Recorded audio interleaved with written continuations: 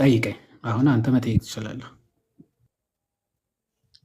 አሁን ስለዚህ ጉዳይ ማለት ነው። አሁን ስለ መልከ ጼዴቅ ስታነሳ እዛው መጀመሪያው እዛው ቦታው ላይ ራሱ ብንሄድ ስለ እናቱ ስለ አባቱ ኢቭን መጽሐፍ ቅዱስ ላይ ይህ ሰው አንዴ ብቻ ነው የተነሳው እና እዚህ ጋር ሌላ ቦታ ላይ ብሉይ ኪዳን ላይ አታገኙም ይህን ሰው ማለት ነው። እናቱንም አታገኝም፣ አባቱንም አታገኝም፣ ኢቭን አንድ ሌላ ነገርም አታገኝም። በቃ ግን አሁን ሰው ነው ሰው አይደለም ምናምን ከሚለው ይልቅ አንተ ይሄን ነገር በትምህርት ካለማወቅ ትስታለህ ብለኛል። እኔ አሁን ከሳትኩኝ ምንድን ነው ስለዚህ ነው አሁን እኔ ይሄ ሰው ነው የክርስቶስ ምሳሌ ነው ብያለሁ።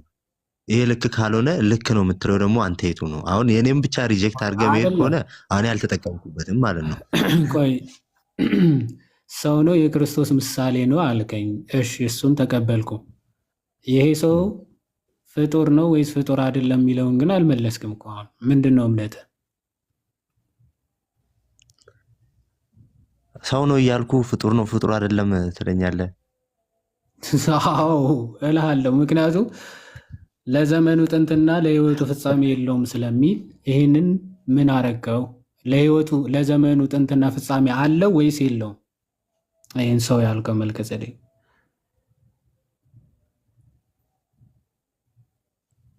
የለውም ይላል መጽሐፉ፣ የለውም። ስለዚህ ጥንትና ፍጻሜ የለውም መልከ ጼዴቅ።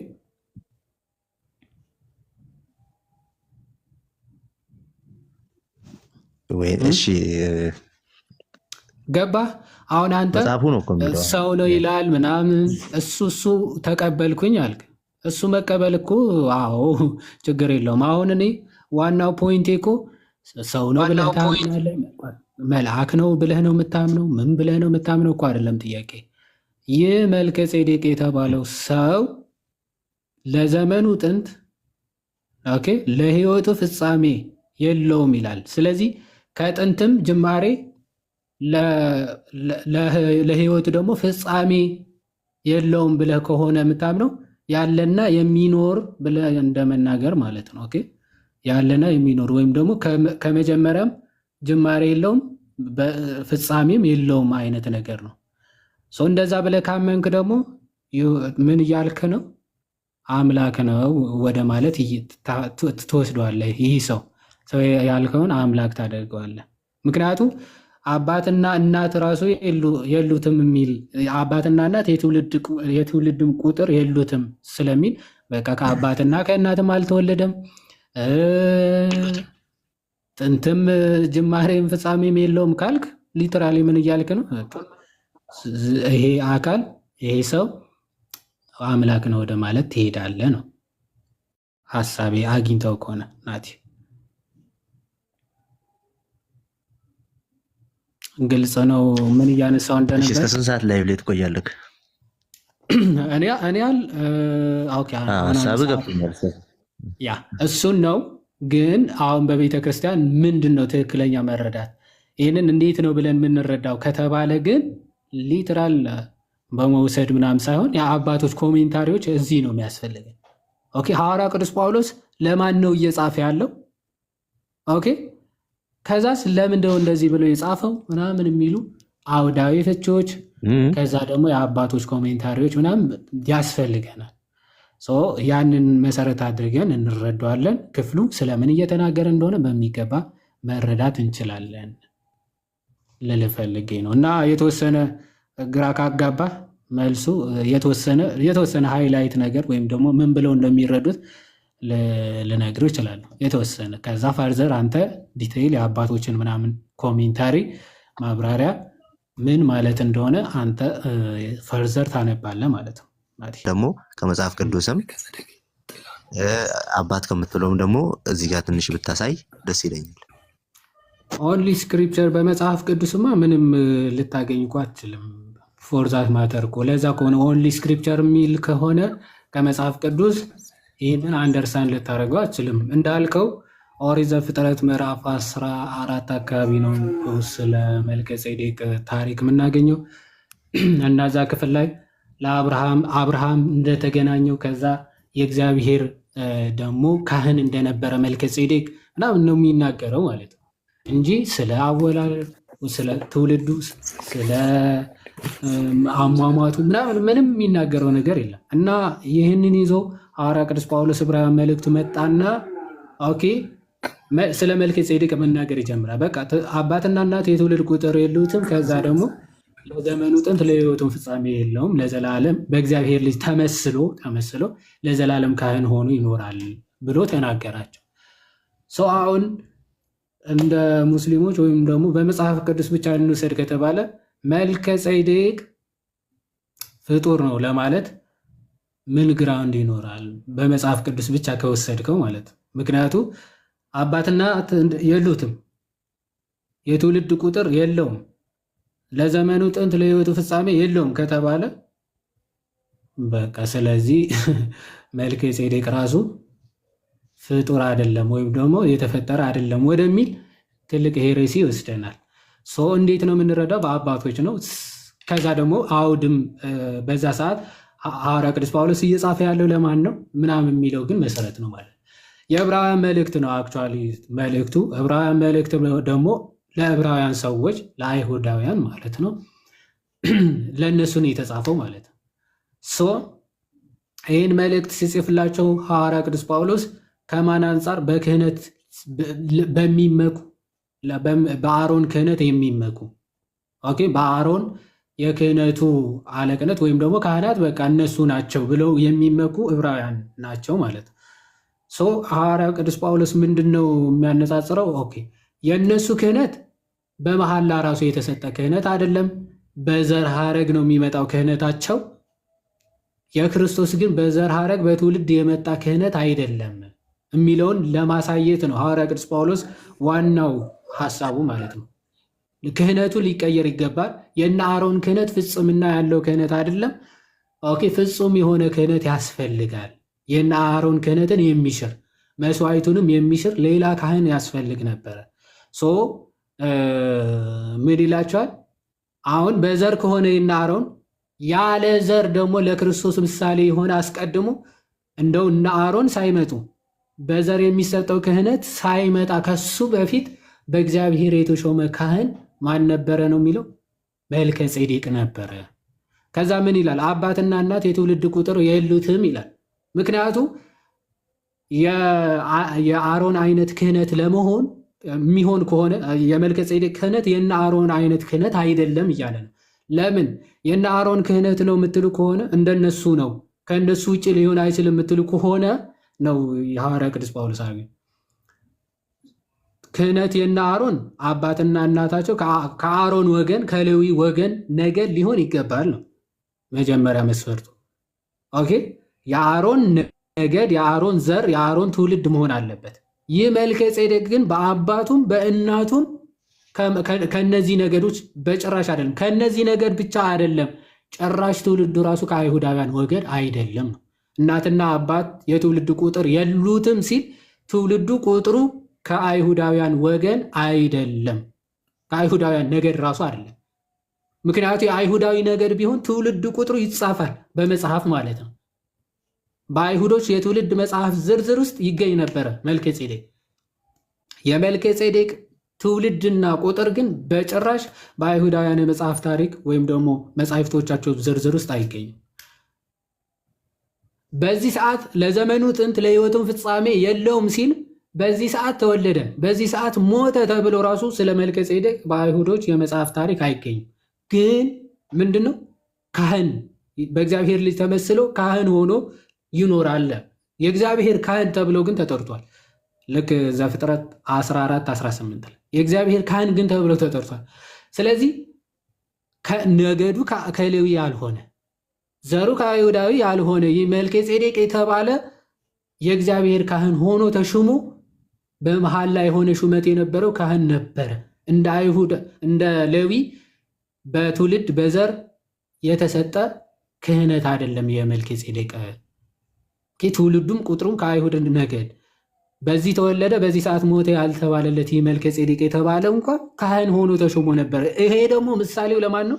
ለክርስቶስ ምሳሌ ነው ይልና ይሄ መልከ ጼዴቅ ክህነቱ ራሱ እንዴት ታላቅ እንደነበረ ተመልከቱ ይልና ሐዋርያ ቅዱስ ጳውሎስ ከነ አሮን ክህነት ራሱ የመልከ ጼዴቅ ክህነት እጅግ ታላቅ ነበረ የሚለውን ሊያሳይ ሲፈልግ ለክርስቶስ ምሳሌ ስለሆነ ባይዘው የመልከ ጼዴቅ ክህነት ታላቅ የነበረው የአባቶች አለቃ ኦኬ ፓትርያርክ የተባለው አብርሃም እንኳን ከዘረፋ ያገኘውን አስራት ምን ብሏል ነው ለመልከ ጼዴቅ አውጥቷል አስራት። ምክንያቱ ክህነቱ ምን ስለሆነ በዘር ያልሆነ በእግዚአብሔር የተሾመ ካህን ስለነበረ መልከ ጼዴቅ ኦኬ ለክርስቶስ ምሳሌው ስለሆነ ማለት በዘር የመጣ ክህነት ስላልሆነ ማለት በመሃል ላይ የሆነ ክህነት ነው የመልከ ጼዴቅ። አብርሃም እንኳን ምን ብሏል? ለእርሱ አስራት አውጥቷል ይላል። አብርሃም ብቻ አይደለም፣ አሁን ካህናት ናቸው ብላችሁ የምትመኩባቸው የሌዊ የአሮን ነገዶች እንኳን በአብርሃም ወገብ ራሳቸው ሆነው ለመልከ ጼዴቅ ምን ብሏል? አስራትን አውጥተዋል። እነሱ እንዲያስወጡ አስራትን እንዲያስወጡ ስልጣን ነበር ተሰጥቷቸዋል እኮ ኦኬ ካህናት ናቸው። ከሁሉም ምን አስራትን እንዲቀበሉ ሕግ ይፈቅድላቸዋል ወይም ደግሞ ያስወጣቸዋል። የማስወጣት መብት ነበራቸው። ግን እነሱ ህዝቡን የሚያስወጡት ካህናት ራሱ በአባቶች አለቃ በአብርሃም ወገብ ሆነው ለመልከ ጼዴቅ አስራትን አውጥተዋል ብሎ ይናገራል። ሰው ቁጥር 6 ላይ በግልጽ ሲናገር ምን ይላል? ትውልዱ ከእነርሱ የማይቆጠረው ግን ይላል። ትውልዱ ከእነርሱ የማይቆጠር ስለሆነ ነው አባትና እናት የትውልድ ቁጥር የሉትም ተብሎ የተገለጸው ማለት። ትውልዱ ከእነርሱ ወገን አይደለም፣ የሚቆጠር አይደለም።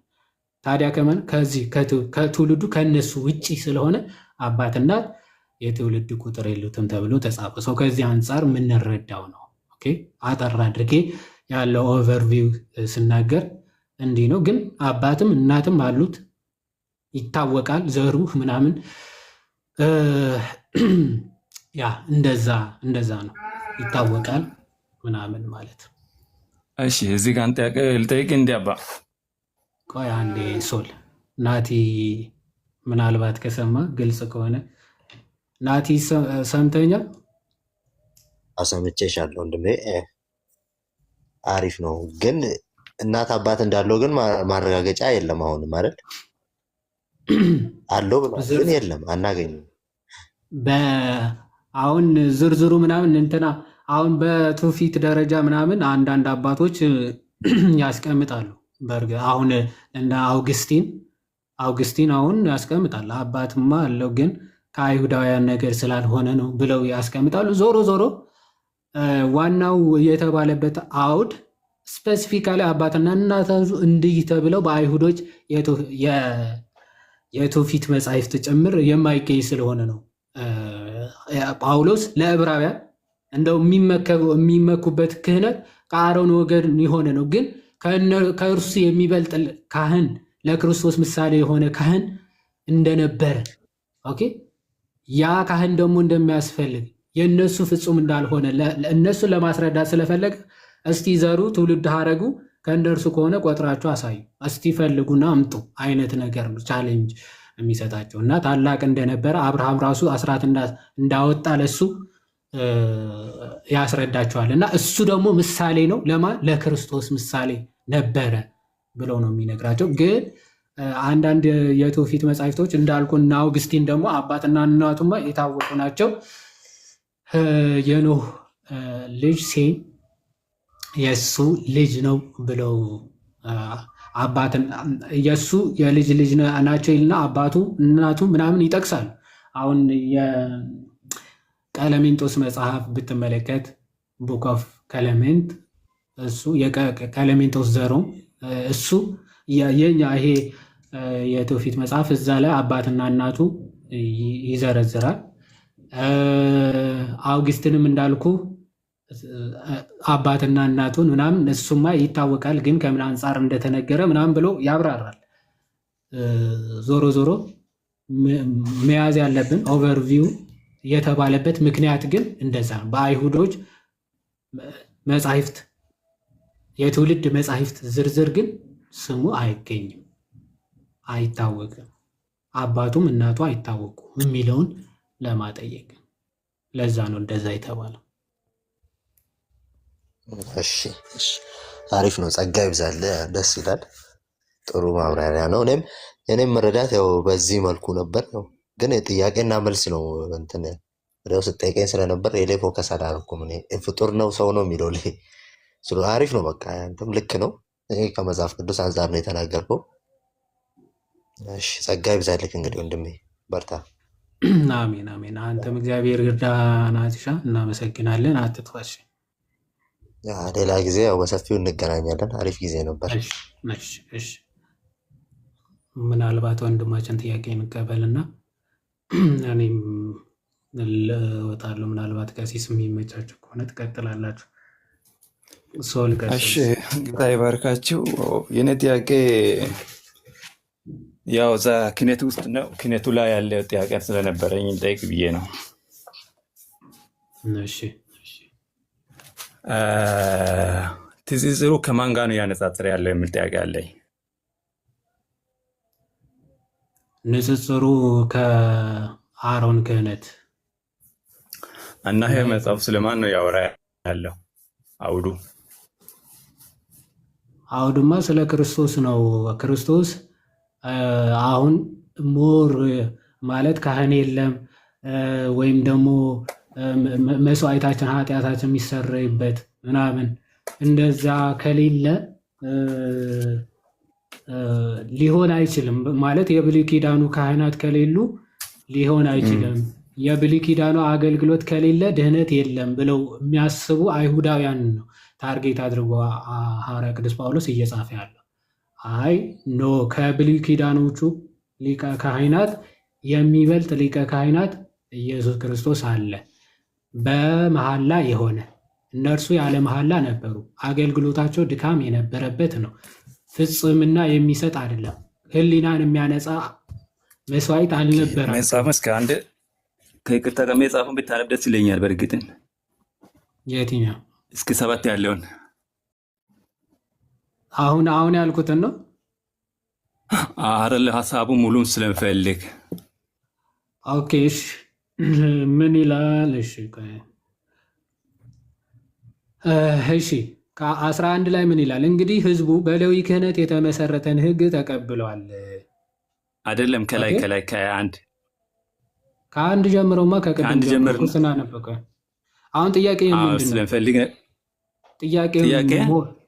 ጥያቄን አሁን ከቅድም ጀምሮ ሳብራራ ነበረ።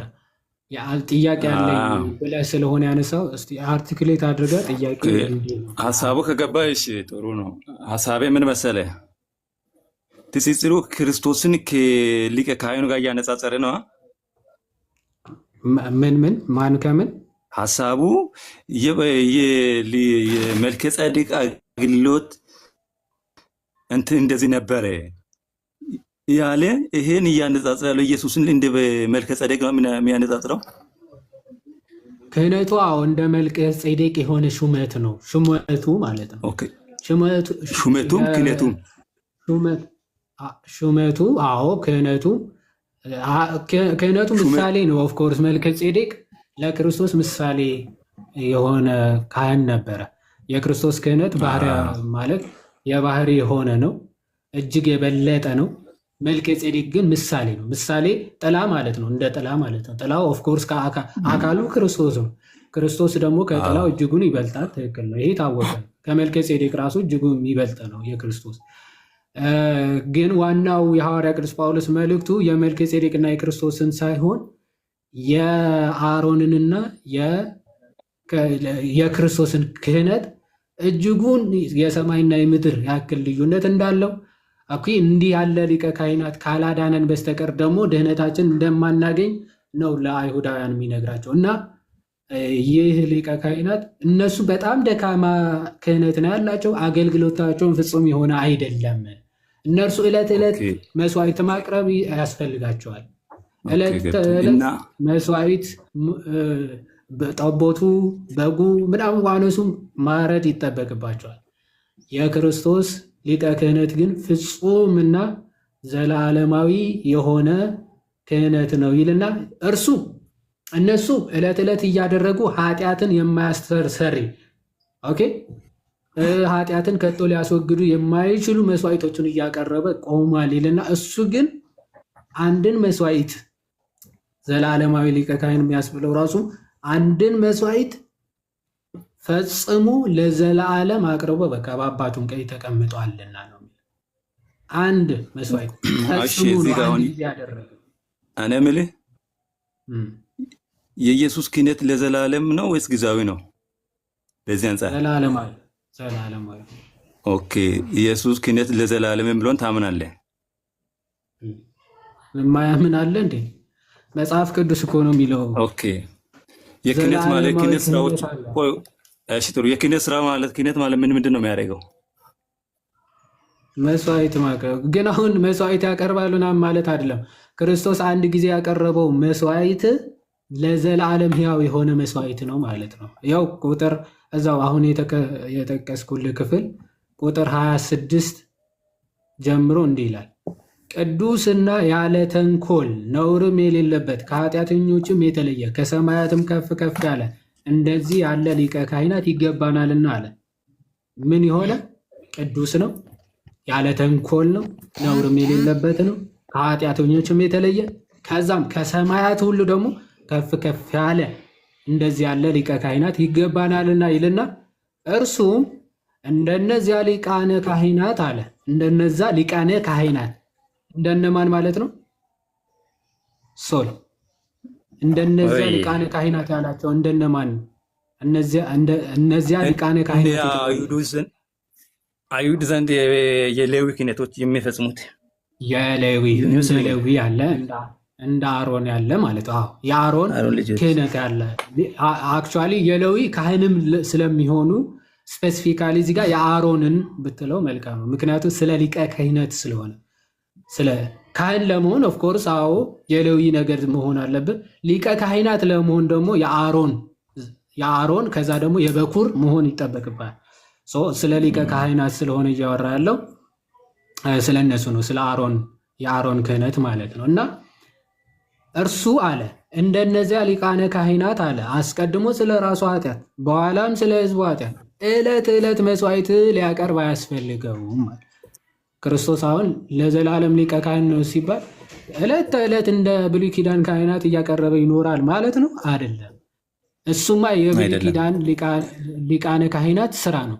ደካማ አገልግሎታቸው ደካማ ስለሆነ ዕለት ተዕለት እየተነሳ ማቅረብ መስዋዕት እንደዛ ይጠበቅባቸው አያስፈልገው ማለት። ታዲያ እንዴት ነው የእርሱ ሊቀ ካህናት? እንዲህ ይላል፣ ራሱን ባቀረበ ጊዜ። ማንን ያቀረበው? ክርስቶስ ራሱን። እሺ፣ ባቀረበ ጊዜ ስንት ጊዜ ነው ያቀረበው ክርስቶስ? ሁልጊዜ ዕለት ተዕለት ነው የሚያቀርበው አይደል? አንድ ጊዜ ፈጽሞ አድርጓል። በቃ አንድ ጊዜ ነው ያቀረበው። ያ አንድ ጊዜ ያቀረበው ደግሞ ፈጽሞ እስከ ዘላለም የሚሰራ አገልግሎት ወይም ደግሞ መስዋዕት ነው ያቀረበው ማለት። ስለዚህ አንድ ጊዜ ፈጽሞ አሁን ተስማምተና የአንዴ የፈጸመው ክህነት ለዘላለም ይሰራል ማለት ነው። ለዘላለም የሚሰራ ያ እዛው ቁጥር 10ም እኮ ቁጥር 10ም ያብራራዋል እኮ አይሚን ምዕራፍ 10 እዛው ሄዶ ሲናገር ምን ይላል መሰለ? ከቁጥር 5 ጀምሮ ከቁጥር 4 ጀምሮ እንዲህ ይላል፣ ነገር ግን በዚያ መስዋዕት በየዓመቱ የኃጢአት መታሰቢያ አለ ይላል። የኮርማዎችና የፍየሎች ደም ኃጢአትን እንዲያስወግድ የማይቻል ነው ይላል። ኃጢአት ሊያስወግድ ይችላል፣ የፍየሎች የኮርማዎች ምናምን አያስወግድም፣ ሊያስወግድ የማይቻል ነውና አለ። ስለዚህ አለ ወደ ዓለም ሲገባ መስዋዕትንና መባን አልወደድክም፣ ስጋን ግን አዘጋጀልኝ ይላል። በሙሉ በሚቃጠል መስዋዕትና ስለ ኃጢአት በሚሰዋ መስዋዕት ደስ አላለህም ይላል። እነሱ በሚሰዉት መስዋዕት ምንም እግዚአብሔር የሰው ልጆችን ኃጢአት ሊያስወግድ ከቶ አልቻለም። ስለዚህ አለ በዚያን ጊዜ እነሆ በመጽሐፍ ጥቅል ስለ እኔ እንደተጻፈ አምላኬ ሆይ ፈቃድህን ላደርግ መጥቻለሁ አልኩ ይላል። በዚያ ላይ ይላል መስዋዕትንና መባን በሙሉ የሚቃጠልን መስዋዕትንም ስለ ኃጢአትንም የሚሰዋ መስዋዕትን አልወደድክም፣ በእርሱም ደስ አላለህም ብሎ እነዚህም ደግሞ እንደ ሕግ የሚቀርቡት ናቸው። ቀጥሎ እነሆ አምላኬ ፈቃድህን ላደርግ መጥቻለሁ ብለዋልና ሁለተኛንም ሊያቆም የፊተኛውም ይሻራል። ስለዚህ የፊተኛው ሊሻር ሁለተኛው ደግሞ ሊቆም ያስፈልገዋል። ምክንያቱም የመጀመሪያው ምን አላለም? ኃጢአትን ከቶ ሊያስወግድ የሚችል አልሆነምና አለ። ስለዚህ ቁጥር 10 አለ በዚህም ፈቃድ የኢየሱስ ክርስቶስን ሥጋ አንድ ጊዜ ፈጽሞ በማቅረብ ተቀድሰናል ይልና የክርስቶስን ምን ሥጋ በማቅረብ አንድ ጊዜ ፈጽሞ በማቅረብ ተቀድሰናል። የክርስቶስ ክህነት አንድ ጊዜ ፈጽሞ በመቅረብ ሥጋውን በማቅረብ በቃ ክህነቱ ያንን ነው። አንድ ጊዜ ሥጋውን አቅርቦ ፈጽሞ የሆነችን መስዋዕት አቅርቦ ምን ብሏል? አሁንም ያገለግላል አይደለም። ያው 11 ላይ እንዲላል ሊቀ ካህናትም ሁሉ ዕለት ዕለት እያገለገለ ኃጢአትን ሊያስወግድ ከቶ የማይችሉትን እነዚያ መስዋዕቶች ብዙ ጊዜ እያቀረበ ቆሟል ይላል። አሁን የብሉይ ኪዳን ቆሟል ነው አይደለም? ካህን ሆኖ እንዴት አያገለግልም? ቆይ ስማ አገልግሎቱ ይኸው እንደዛ ከሆነማ ከብሉይ ኪዳን ሊቀ ካህናት ምንም የተለየ አይደለም ማለት ነው። ፍጹም አይደለም፣ ደካማ ነው። ዕለት ተዕለት ማገልገል ይጠበቅበታል ማለት ነው። አምላክ ስለሆነ አንደ ጨረሰ አንዴ ያገለግሉን እኮ አንዴ ፈጽሞ አንዴ ያገለገለ ያንን አገልግሎት ጨርሶ ነው የተቀመጠው። ቆይ መጽሐፍ ቅዱስ አንዴ የፈጸመ ለዘላለም እንደ ክህነቱ አለ። ግን ሁሌ በየቀኑ እንትን ላይ ስለኛ አይቆምም። በየቀኑ አንድ ጊዜ ነው አንድ ጊዜ መስዋዕት ያቀረበ ዛሬም ይሰራል። ዛሬም ያቀርባል መስዋዕት አይደለም። ዛሬ ይሰራል። ያኔ የሰራው ክህነት ይሰራል። እኔ ዕለት ተዕለት አያቀርብም እንጂ እኔ እሱን ነው እያልኩ ያለሁት። አሁን ጥቅሱን አንዴ ልጨርሰውና እዚህ ጋር ደግሞ አንዴ ሰው ላልጨረስኩም ጥቅሱን አንዴ ልሰማኝ። የብሉይ ኪዳኑና የጌታችን ክህነት ልዩነታቸውን በደንብ ተመልከት። ያው ቁጥር 11 ላይ ሊቀ ካህናትም ሁሉ ዕለት ተዕለት እያገለገለ ኃጢአትን ሊያስወግድ ከቶ የማይችሉትን እነዚያ መስዋዕቶች ብዙ ጊዜ እያቀረበ ቆሟል ይላል። ቆሟል ነው የሚለው አይደለ? እዚህ ጋር ሶል ይላል አይደለ? ማን ነው እዚህ ጋር ቆሟል? ዕለት ተዕለት ኃጢአት ሊያስወግዱ የማይችሉ መስዋዕቶች እያቀረበ ቆሟል። ቆሟል ማለት ምን ማለት ነው? መስዋዕት ብዙ ጊዜ እያቀረቡ ቆሟሉ። እርሱ ግን ስለ ኃጢአት እያቀረቡ ቆሟል ምን ማለት ነው? ቆሟል ነው ማለት እንዲመቆም ማለት ነው ወይስ አገልግሎቱ ስርዓቱን ነው አገልግሎቱን ነው ይመስለኛል። ተቋርጧል ነው የመጀመሪያው እንደዛ ማለት ነው። ቆሟል ማለት ያው መስዋዕትነቱ ደም መስጠቱ ያው ቆሟል በክርስቶስ ያ ሁሉም መታረድ እንደዛ ማለት አይደለም። እያገለገሉ ነው የሚለው ያው መስዋዕቶች ብዙ ጊዜ እያቀረበ ነው እንጂ ማቅረብ አቁሟል እኮ አይደለም። እያቀረበ ቆሟል ነው። ቆይ ሊቀ ካህናት እያቀረበ ቆሟል እንጂ ማቅረብ እዚህ ጋር አንተ ጥያቄ አለኝ። ኢየሱስ እኮ ፈጸመ እኮ ምኑ ነው የሚያገለግለው? ቆይ እያቀረበ ቆሟል ምን ማለት ነው? ገብቷል? አልገባ? እያገለገለ ቆሟል፣ እያቀረበ ቆሟል ነው የሚለው። ማን ነው የቆመው? ብዙ ጊዜ እያቀረበ ቆሟል ይላል። ሊቀ ካህናት ኃጢአት ሊያስወግዱ የማይችሉትን እሺ ሊቀ ካህናት ሁሉ አልገባም። ቆይ እኔ ሰዓታችን ለመቆጠብ ላስረዳህ። በቃ አሁን ሁለቱንም እያነጻጸረ ነው። የክርስቶስ አንድ ጊዜ ፈጽሞ በማቅረብ ተቀድሰናል ይልና ከብሉይ ኪዳን አንጻር ሲያነጻጽር ምን ይላል? ሊቀ ካህናትም ይላል። የብሉይ ኪዳን ማለት ነው። ሁሉ ዕለት ተዕለት እያገለገለ ኃጢአት ሊያስወግዱ ከቶ የማይችሉትን እነዚያ መስዋዕቶች ብዙ ጊዜ እያቀረበ ቆመዋል ይላል።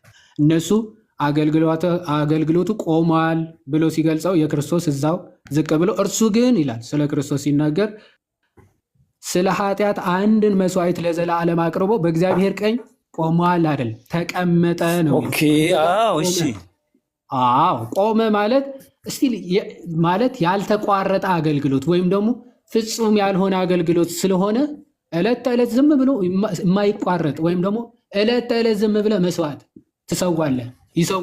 ይሰዋሉ የማያቆም ኦኬ። ፍጹም ያልሆነ አገልግሎት ስለሆነ የነሱ ዕለት ተዕለት የማይቆም አገልግሎት ነው። ወይም ደግሞ ዝም ብለ ዕለት ተዕለት የሚሰዋ ግን ቢሰዋ ራሱ ምን ማይል መስዋዕት ነው፣ ኃጢአት ሊያስወግድ የማይችል መስዋዕት ነው ይልና ክርስቶስ ግን የክርስቶስ መስዋዕት ግን ምንድን ነው? ራሱን አንድ ጊዜ በማቅረብ ነው ሁሉንም የሚቀድሰው። ከዛ ካቀረበው በኋላ ደግሞ ዕለት ተዕለት አሁንም ድጋሚ ማቅረብ አይጠበቅበትም። አንድ ጊዜ ፈጽሞ እርሱ ግን ስለ ኃጢአት አንድን መስዋዕት ለዘለዓለም ያንን አንድ ያቀረበው መስዋዕት እስከ መቼ ድረስ ነው? ለዘለዓለም ነው። በቃ ለዘለዓለም የሚሰራ እየተነሳ ዛሬም መስዋዕት መሆን አይጠበቅበትም። ሄዶ ምንድነው በአባቱ ቀኝ በእግዚአብሔር ቀኝ ምን አለ ነው? ተቀመጠ። መቀመጥ ማለት ስራ መጨረስ መፈጸም ነው። ክህነቱን አንድ ጊዜ አገልግሎት መስዋዕት አቅርቦ ለዘለዓለም የሆነ መስዋዕት አንድ ጊዜ ፈጽሞ አቀረበ። ከዛ በኋላ ምን በአባቱ ቀኝ ምን አለ? ተቀመጠ። መቀመጥ ማለት በቃ ፍጹም መጨረስ ማለት ነው። መጨረሽ መፈጸም ማለት ነው። ስለዚህ እሱ ፈጽሞ ጨርሶ በአባቱ ቀኝ ምን ብሏል? ተቀምጧል። የብሉይ ኪዳኖች ውስጥ የተፈጸመ ያለቀ አገልግሎት አይደለም ስላልነበረ ዕለት ተዕለት ነው የሚያገለግሉት፣ ዕለት ተዕለት ነው የሚሰዉት። ግን ያ መስዋዕት ራሱ ኃጢአት የሚያጥብ የሚያስተሰርይ ቢሆን ራሱ መልካም ነበር። ግን ኃጢአት የማያስወግዱትን እነዛ መስዋዕቶችን እያቀረበ ቆሟል ይልና ክርስቶስ ግን ምን አለ? አንድ ጊዜ ፍጹም የሆነ ለዘላለም የሆነ መስዋዕት አቅርቦ ምን አለ? በአባቱ በእግዚአብሔር ቀኝ ሄዶ ተቀመጠ ይላል። ስለዚህ እሱ ተቀምጧል። እነዛ ግን እንደዛ ከዛ አንጻር ይታያል። እሺ አሁን ሌላ ክህነት አያስፈልግም ማለት ነው? ሌላ ክህነት አያስፈልግም አይደለም። ሊቀ ካህናት እሱ ብቻ ነው ያለው። ትክክል። ከክርስቶስ ውጭ ሊቀ ካህናት የለም። ሊቀ ካህናት ከተባለ ክርስቶስ ኢየሱስ ብቻ ነው። ሊቀ ካህናት ክርስቶስ አንዴ ሀሳቤን ስማና ከዛ በኋላ ትጠይቃለህ። ሊቀ ካህናት ከሆነ ደግሞ ካህናት ደግሞ ሊኖሩ የግድ ነው ማለት ገባ። ሊቀ ካህናት ካለ የካህናት አለቃ ከሆነ ካህናት ደግሞ አሉ ማለት ነው። ስለዚህ እነዛ ካህናት ኦፍኮርስ አሉ። ካህናት ካህንና ሊቀ ካህን ካለ አዎ ካህን ደግሞ አለ ማለት ነው። ቅድም እንዳልኩ ማለት ነው ካህናት በሌዊ ወገን በሌዊ ነገድ የሆኑ ሁሉ ካህናት ሊሆኑ ይችላሉ።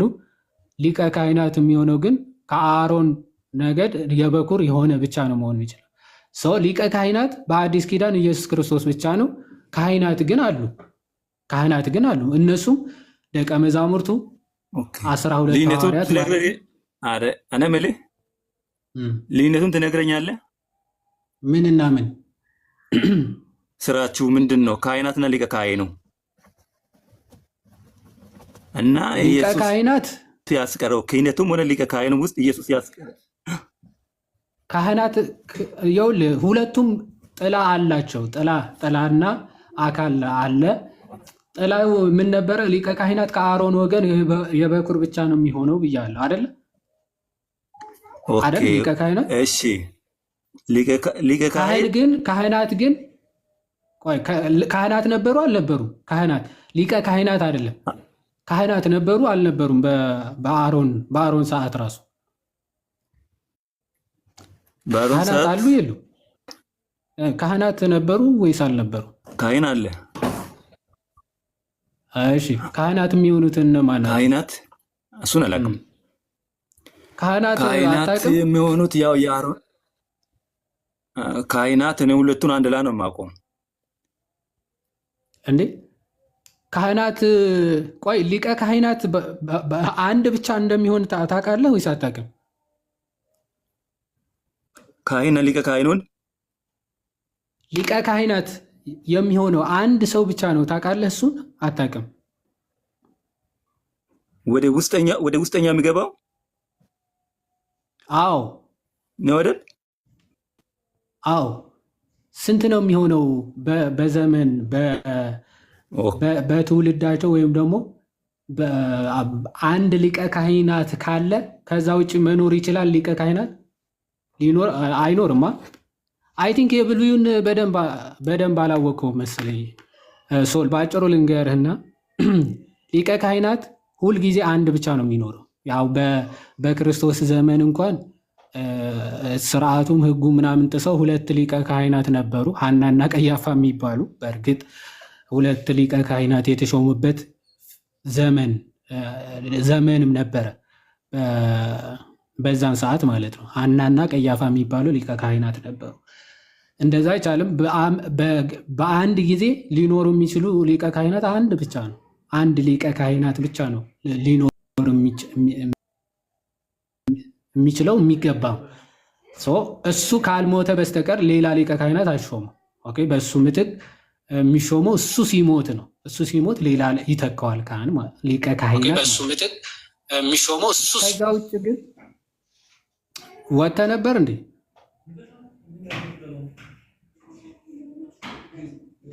ወጥተህ ነበር ሶል?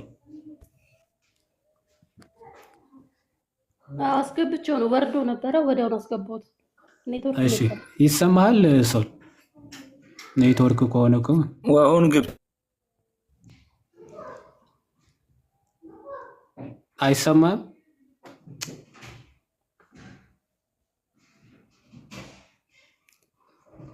ሶል ይሰማል ወይስ አይሰማም? ስቲል ኔትወርኩ እንትን አይልም መሰለኝ። ዞሮ ምንድነው ባጭሩ ሊቀ ካህናት በቃ በህይወት ዘመን አንድ ይሆናል። እሱ ሲሞት የሚተካው ሌላ ሊቀ ካህናት እሱ ካልሞተ በስተቀር አይሾምም። አንድ ሊቀ ካህናት ይኖራል። ከዛ ደግሞ ካህናት ደግሞ ይኖራሉ። ኦኬ፣ ካህናት ይኖራሉ በአገልግሎት ወይም ደግሞ ለማገልገል ተከፋፍለው ራሱ የቤተ መቅደሱን ስርዓት የሚያገለግሉ ካህናት አሉ። በጣም ብዙ ናቸው ካህናት። ሊቀ ካህናት ግን ሊኖር የሚችለው አንድ ነው ማለት ነው። ይህንን ጥላ ወደ አማናዊ ሐዲስ ኪዳን ስናመጣ ኦኬ፣ ሊቀ ካህናት ክርስቶስ ኢየሱስ ብቻ ነው። ኦኬ፣ አባቶቻችንም በጸሎተ ፍትሐታቸው ምናምን የሚናገሩት ምንድን ነው? ሊቀ ካህናት ኢየሱስ ክርስቶስ ነው የሚሉት። ሊቀ ካህናት የካህናት አለቃ ኢየሱስ ክርስቶስ ብለው ነው የሚናገሩት። እና የካህናት አለቃ ኢየሱስ ክርስቶስ ብቻ ነው። የታወቀ ትምህርታችን ነው። ኦኬ፣ እየተሰማ አይደለም? ዞሮ ታች ላሉት ከዛ ካህናት ግን ምን አሉ? አሉ ክርስቶስ ራሱ የሾማቸው ደግሞ ካህናት አሉ። ኦኬ፣ ልክ 12ቱ ሐዋርያት ማለት ነው። 12ቱ ሐዋርያት ልክ አሮን ካህናቶቹን ሲሾም በሜሮን በቅባት ምናምን አደለ ይሾማቸው። ካህናቶቹን ሲሾማቸው ካህናት ይሾማል አሮን በቅባት ማለት ነው። በቅባ ሜሮን እየቀባ ካህናትን ይሾማል፣ ልብሶቹን ይቀባል፣ አሮን ይሾማቸዋል ማለት ነው። ልክ እንደዚያው የአዲስ ኪዳን ካህናት የሾማቸው ክርስቶስ ኢየሱስ ራሱ ነው። ሐዋርያቶቹን እፍ ብሎ በመንፈስ ቅዱስ ምን አለ? ሾማቸው። በምድር የፈታችሁት በሰማይ የተፈታ ይሁን፣ በምድር ያሰራችሁት በሰማይ የታሰረ ይሁን ብሎ ስልጣነ ክህነትን የሰጣቸው ክርስቶስ ኢየሱስ ራሱ ነው። ኦኬ፣ ከዛ በኋላ ደግሞ ለጴጥሮስ ምን ብሎታል? ግልገሎቼን ጠብቅ፣ ጠቦቶቼን ጠብቅ፣ ኦኬ፣ በጎቼን አሰማራ ብሎ እንደሰጠው ማለት ነው። ስለዚህ ይሄንን ከዚህ ምን እንመለከታለን? ስልጣነ ክህነት እንዳለ ማለት ነው። ልክ ሐዋርያት ሥራ ምዕራፍ 20 ከቁጥር 28 አይ ቲንክ 28 ኦር ከፍ ብለን ከ16 ጀምረን ስንመለከት ምን ብሎ ይናገራል? ለመንጋው እና ለቤተ ክርስቲያን ማለት ነው እረኞች፣ ጠባቂዎች እንድትሆኑ በመንፈስ ቅዱስ የተሾማችሁ ይላል አይደል? ሐዋርያት ሥራ ለራሳችሁና ለመንጋው ተጠንቀቁ የሚልበት እስቲ ስንት ነበር? መንፈስ ቅዱስ እናንተን ለሾማችሁ ለመንጋውና 28 ላይ ነው እንዴ? በገዛ ደሙ ነው የሚለው። አዎ 28 ላይ በገዛ ደሙ የዋጃትን የእግዚአብሔርን ቤተክርስቲያን ተጠብቋት ዘንድ መንፈስ ቅዱስ እናንተን ጳጳሳት አድርጎ ለሾመባት ለመንጋው ሁሉና ለራሳችሁ ተጠንቀቁ ይላል አደለ? ምን አድርጎ ማለት ነው? ጳጳሳት ካህናት። ጳጳስ ማለት ጠባቂ፣ የበላይ ጠባቂ ማለት ነው። ቤተክርስቲያኗን እንዲጠብቁ የተሾሙ መንጋው እንዲጠብቁ የተሾሙ ካህናት ደግሞ እንዳሉ መጽሐፍ ቅዱስ በሚገባ ይናገራል። ጳጳሳት፣ ኤጲስቆጶሳት፣ ዲያቆናት የሚባሉ እንዳሉ መጽሐፍ ቅዱስ በሚገባ ይናገራል። አንደኛ ጢሞቴዎስም ያንን ይነግረናል አይደል? አንደኛ ጢሞቴዎስ ምዕራፍ 3 አይ ቲንክ ምዕራፍ 3 ከቁጥር 1 ጀምራችሁ ብትመለከቱ ምን ይላል? ማንም ኤጲስቆጶስነት ቢፈልግ ይላል። ኤጲስቆጶስ መሆን ቢፈልግ ብሎ በግልጽ ይናገራል። እዛ ደግሞ እንደዚህ አይነት ስልጣን ደግሞ የሚሾመው እንዴት እንደሆነ ቁጥር ምዕራፍ 5 አንደኛ ጢሞቴዎስ ምዕራፍ 5ም ሽማግሌዎችን እንዴት መሾም እንዳለበት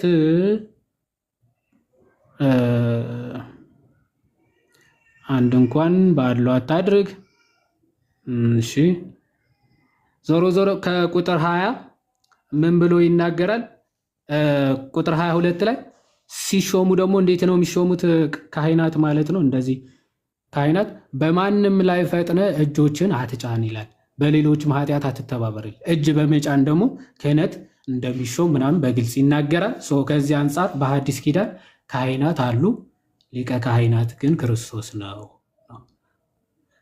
አይ ቲንክ ይበቃ መሰለኝ። ሄሉ ይበቃናል። አይ ቲንክ ቆየን በጣም እራትህን እንዳትበላ።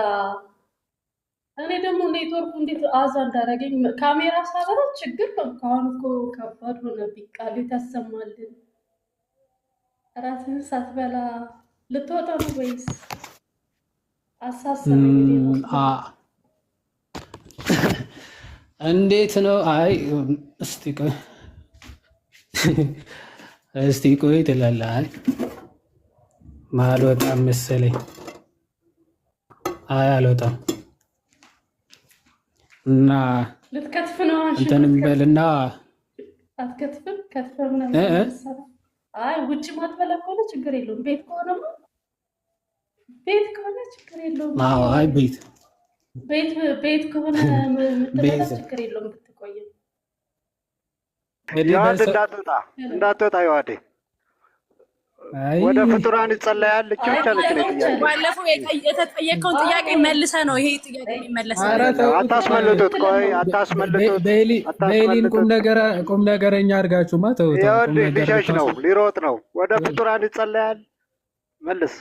መጀመሪያ አንተ ስለ እግዚአብሔር እስኪ ንገረን። አንተ መጀመሪያ ዮሐድ መልስ። እንደው አንተ አስተማሪ ከሆንክ ይህን ጥያቄ መልስ። ወደ ፍጡራን ይጸለያል። መልስ። መጀመሪያ ፍጡራንና ፈጣሪ ላይ